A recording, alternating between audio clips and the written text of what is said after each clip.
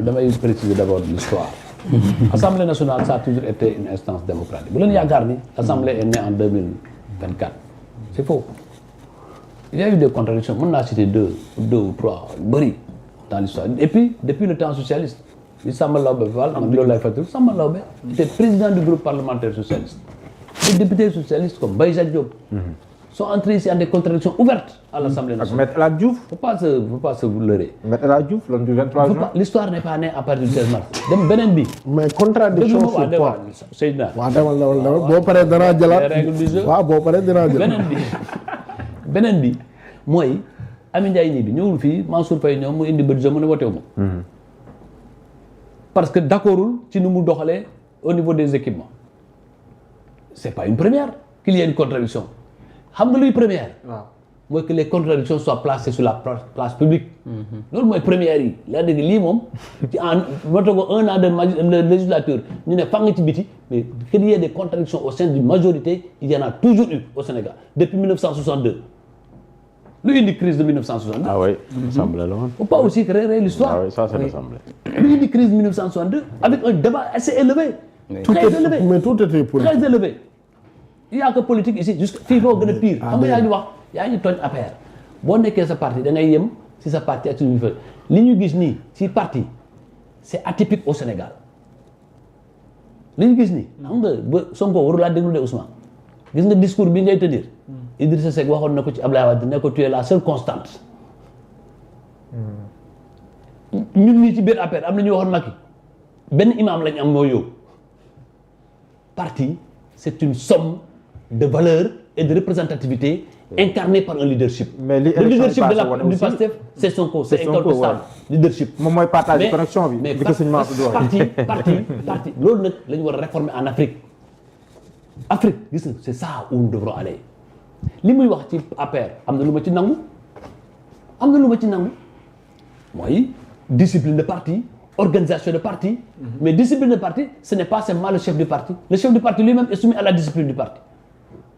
loo gis léegi suñu parti école du parti man moo ko ci fonctionner da ngay nekk chef de l'école du parti ñu lay wax directeur de l'école du parti mais doxaloo dara. parce que formé wuñ parti bi c'est là où j'invite Ousmane un débat sain démocratique mu bañ a nekk partisan c'est pas ni c'est du mal ni c'est du bien on diagnostique notre société politique man su ma ñëwee ci émission yi c'est ça. On diagnostique notre société politique. Le PASTEF a des carences dans le fonctionnement et dans la démarche. suñ ko continuer di wax ni waaye Ousmane Sonko yaay constante dana gis lu ko bett. lu koy bett mooy d'abord son parti sera déstructuré désorganisé mais bu fekkee ne am na charpente bu nga xam dañuy naan les structures horizontales nii la demee les structures verticales nii la demee fii la ñuy jëlee mesure fii la ñuy exprimer wu. képp ku amul discipline ñu sanctionné loolu mooy parti. mais mënul ñëw rek mënul ñëw tous les partis politiques au Sénégal majorité yëpp lu la rey APR n'est pas la dernière majorité à perdre le pouvoir. Toutes les partis socialistes lu ko diviser c'est à partir de la refondation de 1996. Refondation 1996 Djiboka a pris une posture. Pour sans débat. Abdou Diouf a pris une posture. nit ñi caaxaane ko di wax Abdou Diouf yaa fi nekk ils ont perdu le pouvoir en 2000. Maître Abdoulaye Wade tu es là et puis le leadership de Maître Abdoulaye Wade était autrement beaucoup plus important parce que Maître Wade c'est 27 ans de combat politique un parti qu'il a maîtrisé dans la lutte et dans la truc et c'est pas la première fois qu'un parti lutte où il y a des morts c'est pas la première fois Wade tout son parcours il a dit oui je n'arriverai pas au pouvoir en marchant sur des cadavres il y a eu des cadavres qui ont été sacrifiés. Et Wade, quand il est venu, il avait un leadership et un âge qui lui permettait de tout régenter. Les gens lui disaient que c'est la seule constante du parti. Foumu Moudjou, Macky Sall en 2008. Avant Macky Sall, c'est Idrissa Seck. Et après, ça donne ce que ça a donné. Nous, nous perdons. C'est pas simplement la force de la rue. C'est d'abord des combats internes. Combats internes.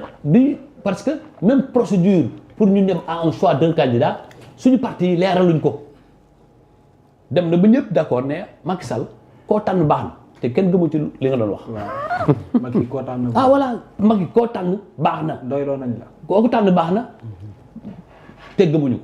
Or dans un parti day war a def mécanisme yoo xam ni d'investir d'un parti dans un parti boo xoolee dans les partis pays occidentaux lu tax mu am dafay am primaire dafay am même on utilise même des courants dans le parti ñu ne nii la ñuy organiser bu candidat élection présidentielle jotee procédures yi la ñuy suivre pour arriver à ça moi je pense que si le PASTEF en tant que parti au pouvoir parti majoritaire c'est là où il devrait tendre pour donner un exemple à tout le monde mais pas dans la déification d'une personne ñu ñëw nekk loolu du lu bees du lu fi bees fii li fi géwél bi woy rek am na ku ko woyoon fii te man xam nga man je fais partie des gens qui ont vécu de l'intérieur moo tax man damay def analyse objective di seet di jàngat su may erreur tey soo ma ko delluwaatoon dootuma ko def lu may fonctionner un parti même ay pancarte moi j'ai toujours combattu ça même si c'est un moyen aussi d'expression souvenons-nous de Gaulle à Dakar quand il est porteur de pancarte pour l'indépendance peut-être là c'est un moyen d'expression aussi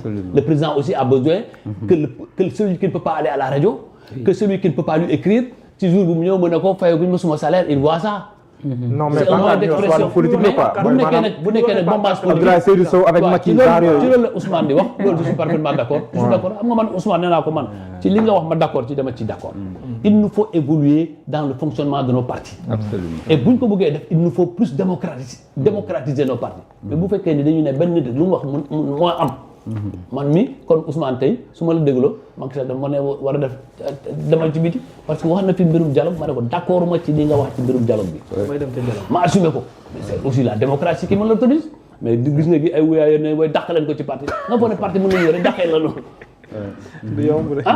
et puis ñu sosal la way dafa gisee Diomaye démb dafa gisee Sonko bi ñëwee bi gis ngeen Sonko alors que man musuma nuyu Sonko xam nga loolu bàkkaar la d'accord Sénégalais il faut qu'on arrive à ça qu'on regarde l'orientation de nos partis politiques mais ñëw rek tey nii mais gis na yaa ngi ñuy wax ne APR nii maa ngi lay xaar 2029 ci ban bannière APR da may wax ni yow Pastef nga xaw ma Pastef nga ma analyse ci ban bannière APR non dama lay xaar xaaral rek ci ban bannière dama ne li may wax nii waaw dana dal seen parti 2029 ou bien 2034 waaw bu leen dalee ñoom ñoo xam ne parti politique rien n'a changé ñoom bu leen dalee ñoom ñoo xam les Sénégalais daal yow ci nga bokk waaw wax nga dëgg wax nga dëgg parce que ni ngay toxosee Ousmane Sonko wax nga dëgg ci nga bokk ci laa assumé ko rek ci laa bokk moo gën ci laa bokk man daal am na lu ndaw j'aime bien ton style waaw après nga ñëw moi je pense aussi Cheikh Ousmane nee na waruñu résumer lépp ci ay